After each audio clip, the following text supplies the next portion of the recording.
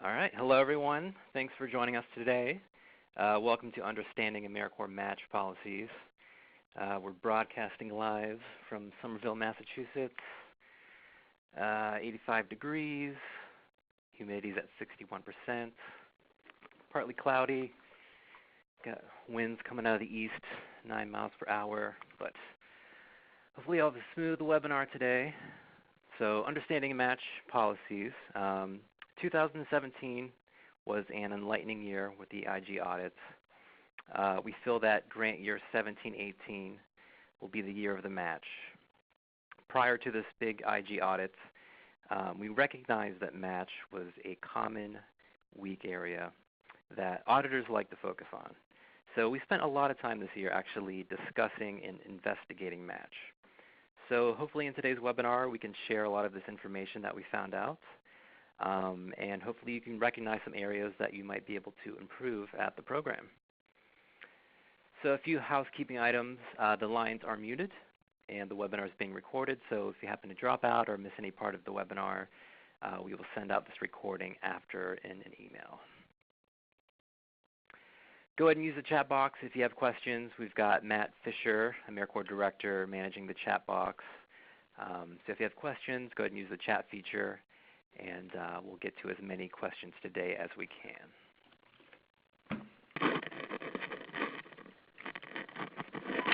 Here is your AmeriCorps financial team. You can see all of our bright, shining faces. If you have any questions following today's webinar, I want to encourage you to reach out to your AmeriCorps financial manager and ask questions. Right now the team is currently reviewing budgets, reviewing audits, so this is the perfect time to ask about match, ask about sources of match, allowable expenses.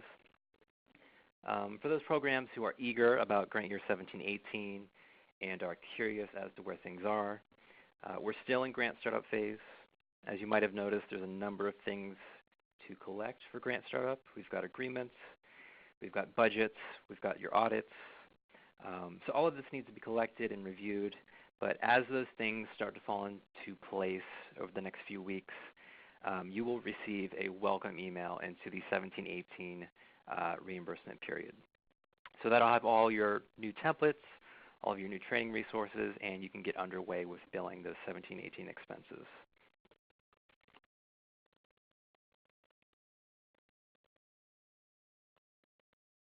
All right, so today's information is all based off of the following rules and regulations. We're keeping a narrow focus on match today. So if you want to take a closer look, I would recommend visiting nationalservice.gov and perusing their knowledge bank.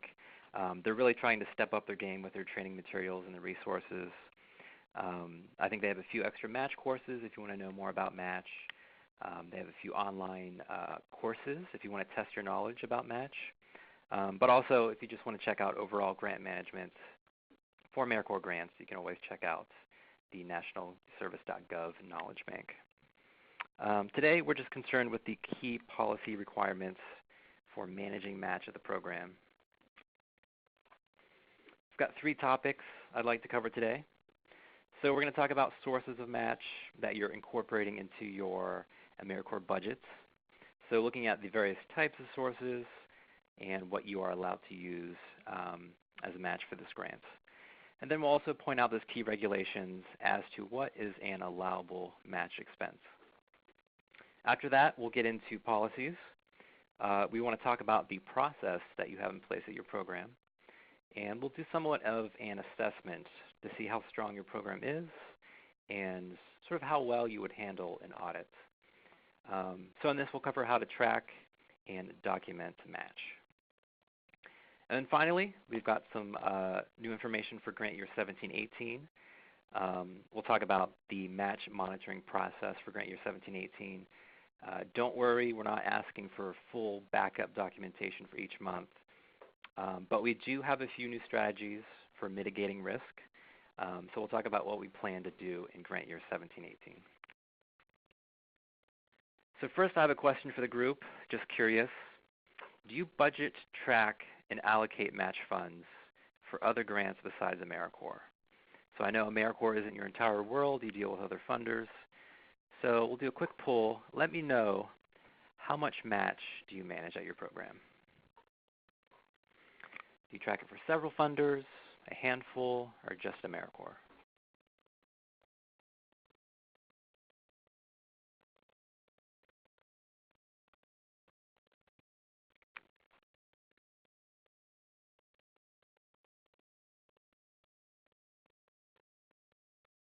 All right, I think I've got most responses.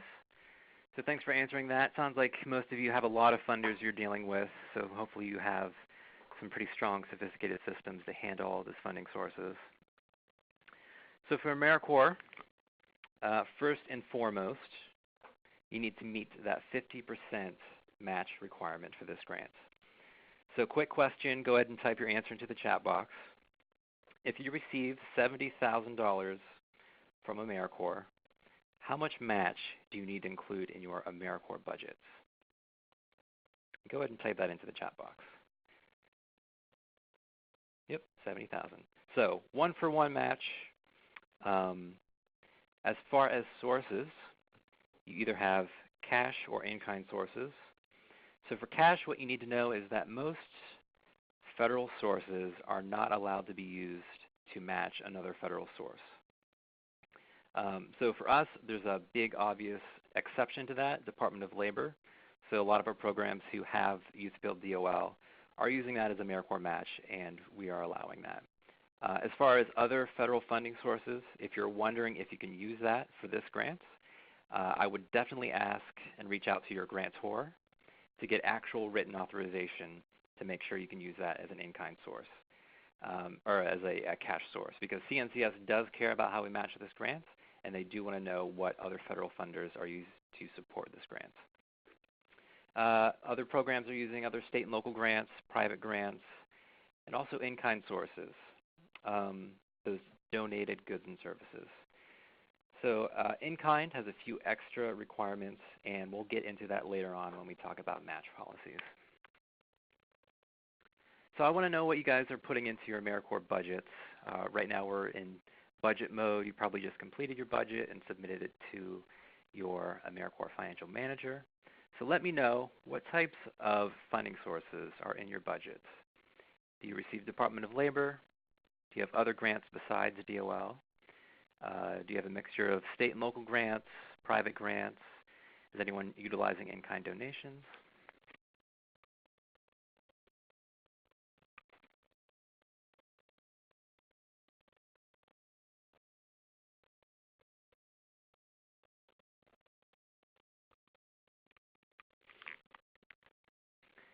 All right, so let's get the results.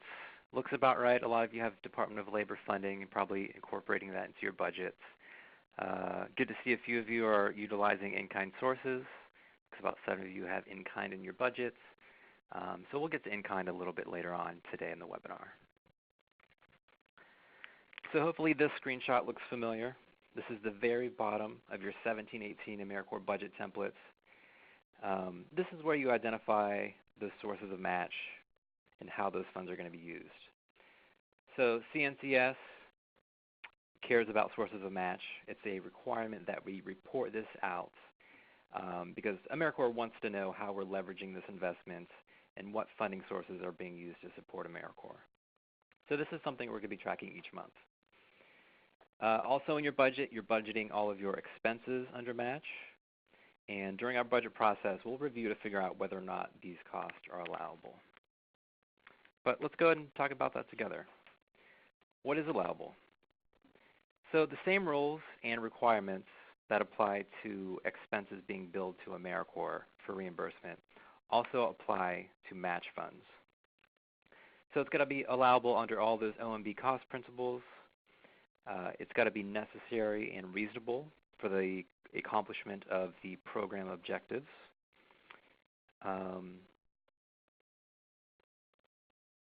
So if you're finding random sources of expenses to help you meet that 50% requirement, it should really be based on the need of the program. So when it comes to budgeted expenses for match, if you wouldn't use federal or AmeriCorps dollars to purchase it, then you shouldn't be including that as a match. It's got to be in the approved budgets. So if you ever have a source of match or an expense that you're trying to report as AmeriCorps match, you want to make sure that's in the budget. And if not, reach out to your AmeriCorps financial manager, and they can help initiate that budget modification. So we usually have a rule of thumb. If you've ever been to an AmeriCorps management conference, you've heard us talk about RAD. This is the test we do to figure out whether or not costs are allowable, if they're allowed to be in your budget. So RAD stands for reasonable, allowable, allocable, and documented. So anytime you have an expense, you want to ask if it's RAD. So reasonable and necessary.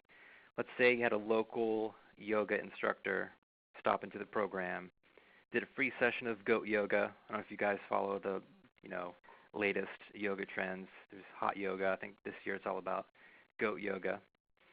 And so you have this yoga instructor that comes in, plans to contribute their time as an in-kind resource.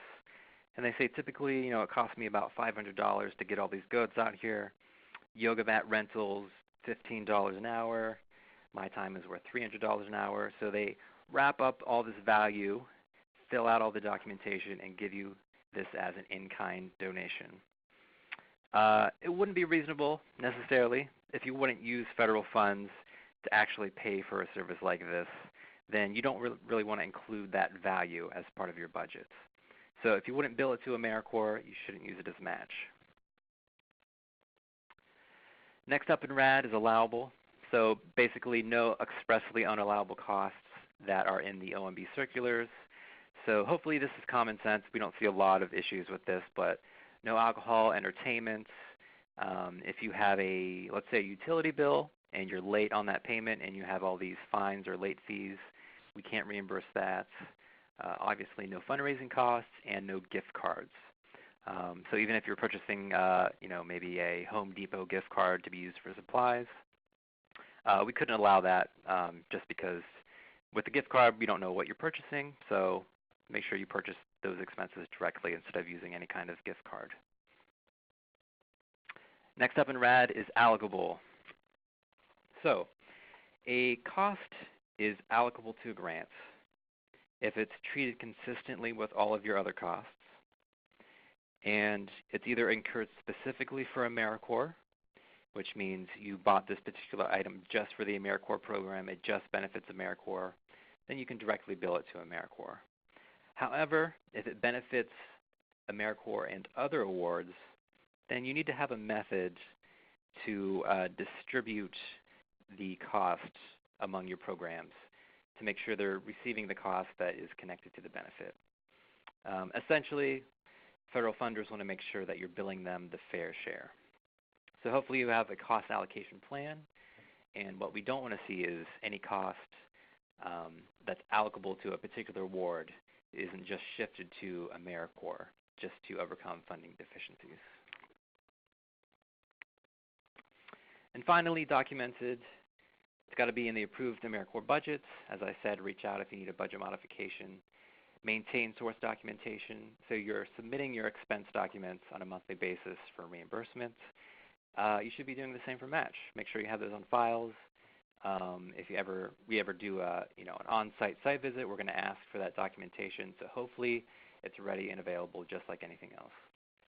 And also we want to make sure that it's documented in your financial systems, hopefully in the general ledger, and there's a clear audit trail. So that's RAD. That'll tell you what's allowable under AmeriCorps. As you work on budgets, if you're wondering if things are allowed, you can always reach out to the team. If it's in your budget, we're taking a look, so we'll give you feedback if necessary. But anytime you have questions, reach out to the team, or you can email AmeriCorpsFSR@uspill.org, and that will go to the team. All right, any questions so far?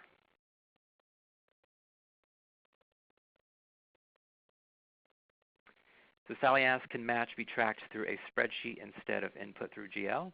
Answer is yes, and we'll actually get to an example of that, so hopefully we'll have a little more information on that. Okay. So I want to tell you guys a tale about match. In 2017, we go through this big Inspector General audit. This is the big show. This is the Super Bowl of audits. And I want to bring you guys into the audit, feel that experience.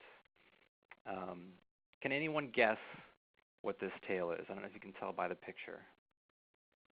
Go ahead and type it into the chat box if you know what story I'm going to get into here.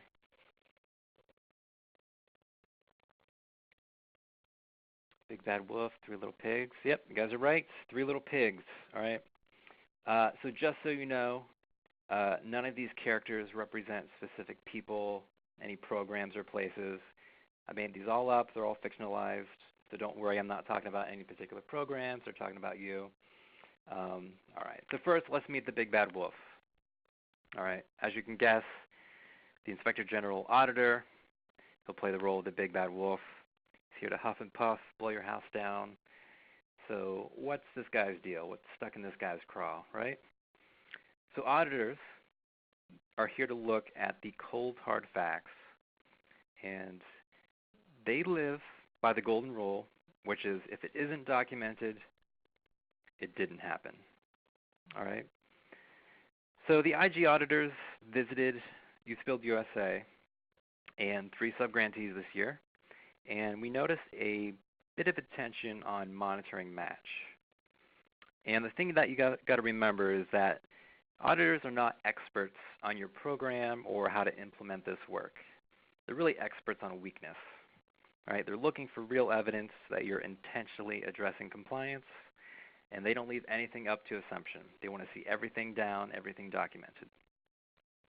So policies should always be down in writing.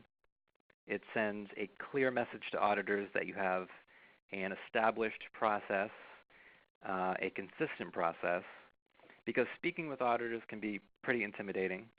If you have to verbally explain your process, then you run the risk of saying the wrong thing or leading auditors down a new path. So it's always best to have that process written down just for the sake of an audit so they can follow your process. So here's an example of what an auditor does when they show up. They can say something like, sub-grantee claims match that it's not sufficiently supported. So that could be something simple as it's not in the approved budget, there's no supporting documentation. For example, they have all this staff in the budget and there's no time and attendance records. So how do we know what is being counted or what work and time and effort is being put towards this AmeriCorps grant? So the consequences are pretty serious. It could be disallowance of federal funds if you're not meeting that match requirement. So if they disallow the match and that lowers your match, they would have to take back federal funds to get you back to that 50% match requirement. And resolution during an audit takes a lot of time. So you've got to look through all this documentation and confirm these match transactions once they have this list of question costs. So now we come to our 3 little pigs. In today's session, I want you to reflect on your program's match policies and procedures and decide if you're the pig in the grass house or the straw house, if you're the pig in the stick house or the pig in the brick house. So the house made out of straw is our high-risk program. The one made out of sticks is medium risk. And the pig who built his house out of bricks is Mr. Low Risk. All right. So we'll go through some scenarios. I want you to identify with one of these pigs. I think, let's see. What's our first question for these pigs? All right, pigs. Here's your audit. How do you track a match? All right. It's a very basic question.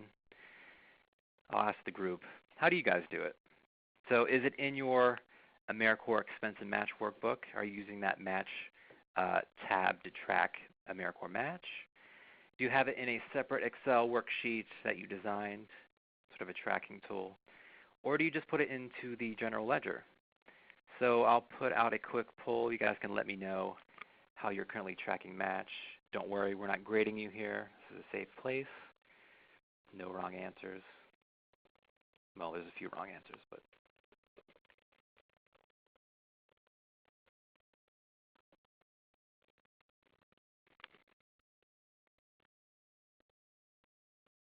all right, so I think we got our responses. Skip to the results. Pretty even for all of them. It was a bit of a trick question, I'll admit that. You could probably do all of these in work. But if you're only doing one, it may not be so great. So let's visit our pig in the grass house, see how we did. It's not looking so great. So if you have no tracking tools or written procedures at the program, you're probably going to turn and run as soon as an auditor even mentions the word match. So keep in mind that the match report that is part of your AmeriCorps expense and match workbook, so that workbook you're filling out each month for reimbursements, is not a sufficient tracking tool for match. So it's the responsibility of the subgrantee to be tracking all match funds at the program, and you should know the source of all those match expenses. So you shouldn't be relying on the expense and match workbook as your only tracking tool. This might result in a huge amount of question costs since there isn't that audit trail. You're probably going to spend most of your time tracking down documentation so it reconciles with match, that it reconciles with all your AmeriCorps reimbursement requests. And overall, you'd be high risk since you don't really have the appropriate internal controls, you're not watching compliance, and you really don't have a way to make sure you're not double dipping or double counting. Since it's not in your general ledger, you can't really distinguish between all of your federal funders and who's receiving what match. So this is why I asked you all if you're tracking match for other funders besides AmeriCorps. So if you're not tracking match, then you really have no audit trail for auditors to sort of start their investigation. So then we go to the pig in the stick house. So some subgrantees have their house built out of sticks, which means that the program has created some tools, let's say an Excel tool, some tracking spreadsheet, to keep track of their match, but they have no formal policy written down. Most of the knowledge is probably known among staff. So you can see the pigs in this picture are going through a lot of work to keep the door propped up, to keep the wolf from coming in. They probably had to do a lot of negotiating to keep the wolf out. But you can see he still managed to do a bit of damage. So without written policies, it will be up to your staff to provide a clear description of your process without leading auditors down a certain path. So while you might come out of an audit just fine, you might be spending a lot of effort explaining the systems and then providing documentation to support that process. So a program like this would see a huge benefit just by writing out their policies and procedures. So if you're someone who's an expert on your match systems, you know all about how the tools work, you may want to consider writing down that process. And an established written process would help cut down on the documentation that an auditor might request. And finally, our pig in the brick house. Everything was integrated into the fiscal system. He built a match process that was completely integrated with the systems he had.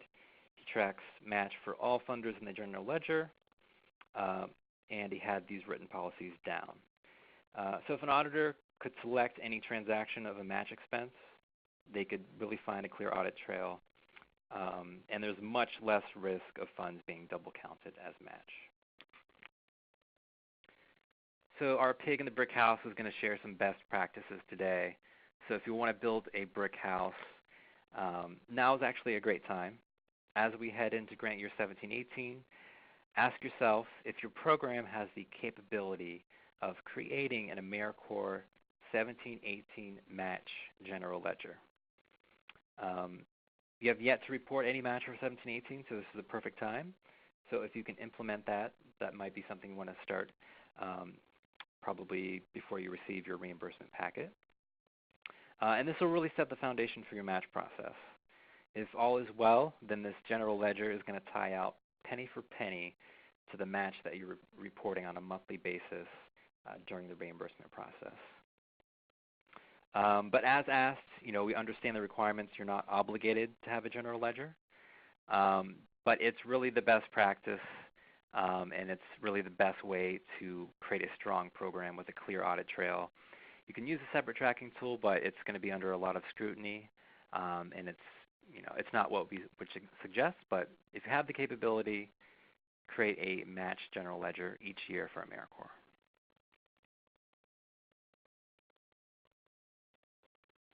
All right, next question for the pigs. How do you allocate match?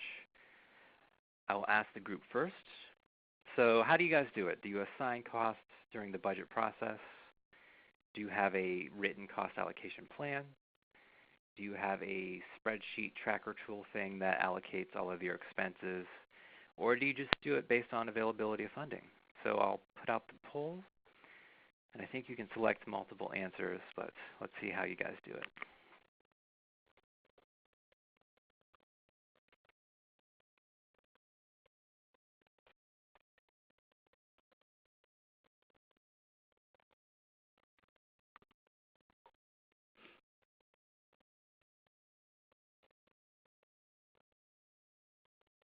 All right, I think we've got some good responses.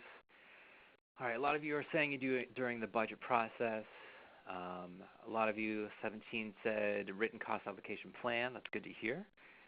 Looks like some of you have an Excel spreadsheet, and some do it based on availability of funding. All right, so let's see how our pigs do with allocating match. So in our first example, expenses were simply allocated based on availability of funding.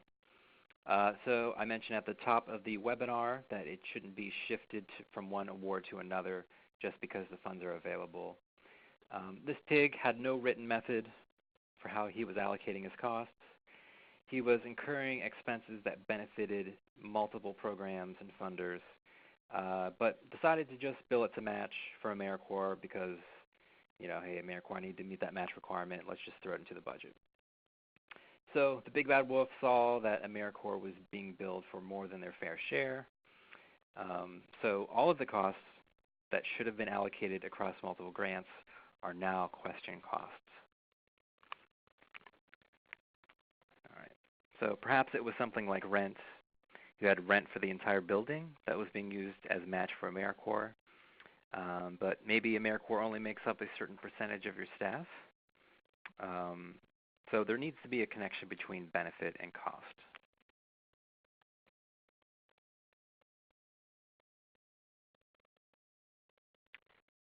All right, so pigs in the stick house, the medium risk program. So this pig had an established process.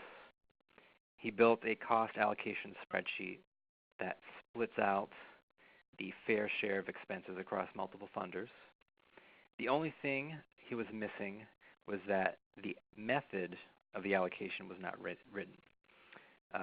So the big bad wolf could not tell if there was a consistent method for allocating costs. Usually you have a written cost allocation plan that gives you the basis for how costs are allocated. So the big bad wolf tested a transaction of match to ensure that the process and allocation spreadsheet was consistently and fairly allocated. So that could take time of comparing your tool against source documentation. And finally, our pig in the brick house did a great job. All costs were treated consistently. He had a written cost allocation plan, describes exactly the basis for how they divide out costs across all of their funders. Okay, so not by the hairs on my chinny chin chin. All right, so he's going to share some best practices. So allocating match, as I said, it's either incurred specifically for the award. So if it's just benefiting AmeriCorps, no problem, you can bill it directly to the grant. But if it's benefiting other funders, you want to make sure that you have a method to distribute that across all of your funders. So an example of a basis, I was talking about rent. Square footage might be a good way to divide the rent if particular staff are using a part of the building. But as long as it's consistent across all of your funders, you should be in good shape. All right, so I'll briefly pause for questions. Matt, I don't know if we had any questions in the chat box that I should circle back to. Brandon, there was a pre-question just about tracking, which I think you addressed later on in your presentation. Okay. There was one particular question I don't know if we have a formal answer for, but this one is, as long as we stay within the approved budget, do we need to track indirect costs in any way? Yeah, that really depends if you're including indirect in your budgets. So if you look at the budget template, there's two methods. One is using the 10% de minimis rates, and the other is using if you have a federally approved indirect cost rate. So if you incorporated that into your budgets, you can certainly report that every month.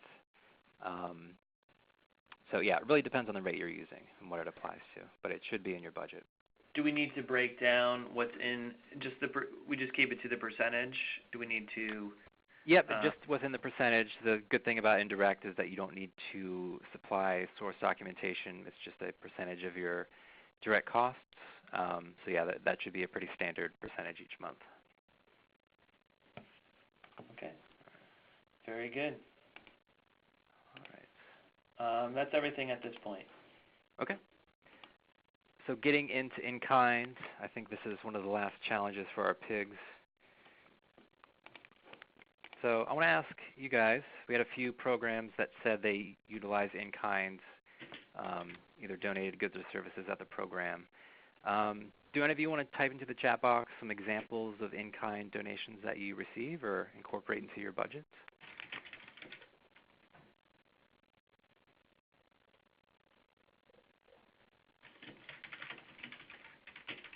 I don't know if anyone receives CPR training that's in kind. Yep, CPR. Any other examples of in kind? Computers, okay.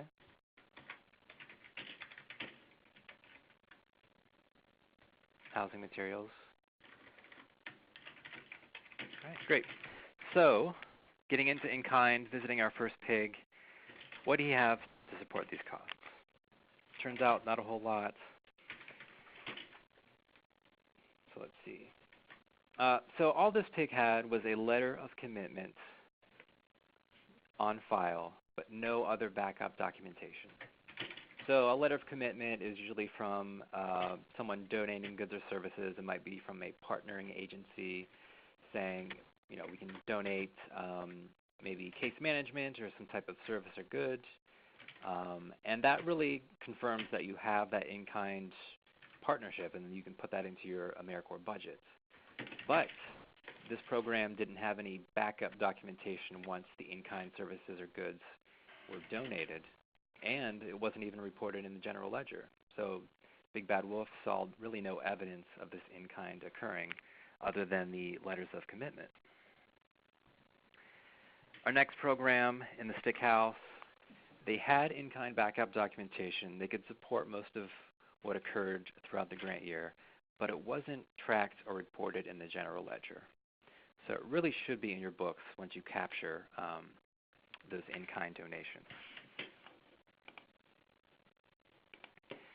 And finally, Mr. Brickhouse, in-kind was sufficiently valued. He had the documentation, and it was reported in the AmeriCorps Match general ledger. So we'll take a look at how he does it. So as far as valuing in-kind, you want to make sure you're using the fair market price. So for example, let's say someone bought a computer in 1985, and I don't know what computers cost back then. We'll say $8,000. So they want to donate this computer to the program. You know, you need a new word processor. So he lugs in this old giant computer, and he says, you know, it was worth $8,000. I'm going to fill out this in-kind contribution form. He says you can put this in your AmeriCorps match budget. Well, you want to make sure you're using the fair market price. What's that kind of computer going for nowadays? So an $8,000 computer might be worth $80 today. I don't know, unless it's a collector's item. But you should be using what it cost in today's market. So to get a fair price, you want to look at other examples of similar goods or services. Usually you take a sample of 2 or 3 goods or services of the same nature, see what their prices are, and sort of land on the average. And it's the donor, if they're providing something, that should provide the value of the donation. And they usually do this in the form of a donation letter that lets you know what the value of that good or service is. As far as documentation, you've got to have the name and signature of the donor, date and location of when this donation happened, description of what the contributed item or service is, the estimation of the value. They want to know how you determine that and whether it was obtained with federal funds. So it's a lot of information to take in when you receive these in-kind goods or services. Usually it's accomplished by a single in-kind contribution form. So if your program doesn't have a standard form like this, we provide a sample in your Dropbox. You can always check that out. Or just go online, Google in-kind contribution form. I'm sure there's tons of examples you can find. But it really consolidates all these requirements about who you're receiving it from, what the goods and services are, how did you come up with the value, and was this obtained with federal funds. As far as how to track this, it should be in your general ledger. You book it as an income and expenditure. So for example, a local paint store donates a professional paint sprayer, fair market value of $550. You would want to get that into your AmeriCorps match general ledger. So you would book it as an in-kind expense, a debit, and in-kind income credit, and it sort of washes out. But it's in your books. All right. So that concludes our tale. I'm sorry I didn't really have a great ending. I kind of forget how the Three Pigs ends. Does anyone know? I think it's pretty dark. I think he crawls down through the chimney. Is that right? Anywho, all right. So you're probably asking yourselves, now what? What do we do with this information? Yeah, Matt says they cooked the pig, yeah. Oh, no, they cooked the wolf, right? Yeah, all right. So what do we do from here? So, the story is going to live on with you guys. You're going to write chapter 2. What would I suggest next? Well, after this webinar, we're going to send out a few materials. I want you to do a home inspection, okay? I've got a list of common match findings. These are sort of the most common things auditors are looking for. So I've got a list of maybe 8 or so common findings, the consequences, and preventative actions. So just start thinking about any weaknesses you might have at your program around match. As far as the match monitoring process in grant year 17-18, doing things a little bit differently, but hopefully it's not too much extra work. As usual, match expenses and sources are going to be reported each month in your AmeriCorps reimbursement templates. Business as usual there. But we're going to review 2 months of match documentation throughout the grant year. So how's that going to work? Well, I'll get to that in a bit. And then we're going to do this match monitoring assessment, which sounds like homework, doesn't it, assessment? But really, this is all it is. Little did you know you guys actually completed this during the webinar. So in that match monitoring assessment, we just want to know how you're tracking match, do you have a method for allocating match, and what kind of documentation do you maintain around match. So what's the point of all this match monitoring assessment? It's an honest assessment of your match process. We're not trying to make this punitive, or it's mostly just to know how you're doing things to sort of guide our technical assistants. We want to know your process of the program, and hopefully your financial manager can suggest a few preventative actions or next steps to strengthen your program. And if you don't have actual formal implemented policies, this match monitoring assessment will sort of serve as an informal policy. So if your match funds under AmeriCorps are ever audited, we can always consult this assessment and know exactly how you're tracking match, that you have an allocation plan, and that you're documenting match. All right, so how and when will this happen? So your AmeriCorps financial manager, they're more familiar with your expenditure period, your program cycle. So they'll select a month of full match documentation. They'll probably give you about a month's heads up. So they'll let you know, hey, your next reimbursement, I need you to submit full documentation for both expense and match. So hopefully this isn't a big lift if you're already collecting match documentation to report out that information each month. Hopefully you can just compile that and submit it into Dropbox along with your regular reimbursement. So once the financial managers review that particular month, they're going to come up with some suggestions or improvements. If things look maybe a little unclear or need a little improving. So they'll provide assistance on the type of language that we like to see in policies. Hopefully we can provide a few examples if you're trying to come up with that language. A lot of key requirements in your policies, so allocation, staff time sheets, and the documentation that you have in the program. All right. So we're getting towards the end of the webinar. Matt, do we have any additional questions? Brandon, can you hear me? Yep, I can hear you. I would say more program-specific questions that have come in, which we will circle back via email. If for some reason you do not hear from us, we suggest you reaching out to your fiscal manager, and we can answer any questions that you have. Yep, so we'll hopefully follow up on any program-specific questions after the webinar. AmeriCorps FSR, the same email that you use to submit reimbursements. You can also ask questions that will go out to the entire team, so hopefully we can give you some program-specific feedback. So I'll leave you with this. Stay tuned for grant year 17-18. As things start to fall into place, you'll get an official email sort of welcoming you to the reimbursement process for 17-18. So you'll get that packet email. It'll let you know Dropbox is up and ready. We've got a new grant year. Updated reimbursement templates. This year we'll hopefully have a few fiscal training videos just walking you through the basics of the reimbursement process.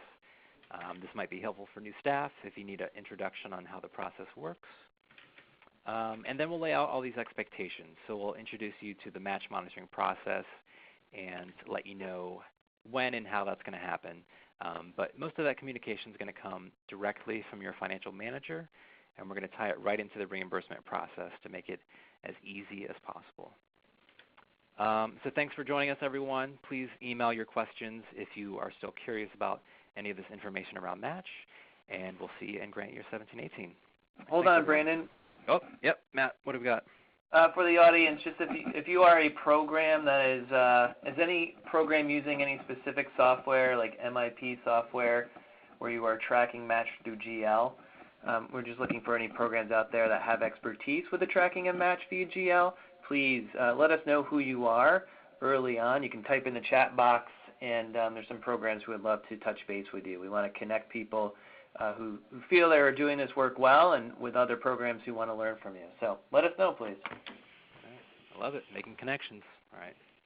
Any other questions, Matt?